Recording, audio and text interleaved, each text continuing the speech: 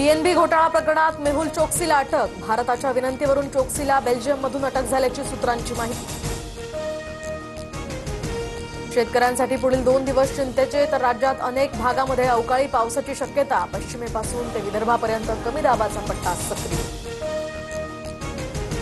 महायुतीमध्ये धुसफूस नाही, सारं काही खुशखुश आहे. शहांच्या भेटीवर शिंदेंची प्रतिक्रिया. तर शिंदेंनी अर्थ खात्यासंदर्भात शहांकडे तक्रार केल्याच्या बातम्यांवर स्पष्टीकरण.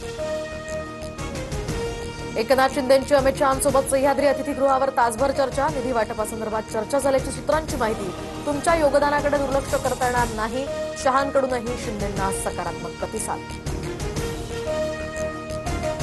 अमित शहांकडून महाराजांचा एकेरी उल्लेख करत अवमान. त्यांचा कडेलोट करा. मुख्यमंत्र्यांनी शहांवर गुन्हा दाखल करायला हवा.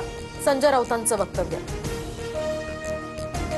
अमित शहा शिवभक्त म्हणून पवित्र भावनेनं रायगडावर आले होते. काही जण विपरीत घडवण्याच्या उद्देशानं मुद्दाम अपप्रचार करतायत.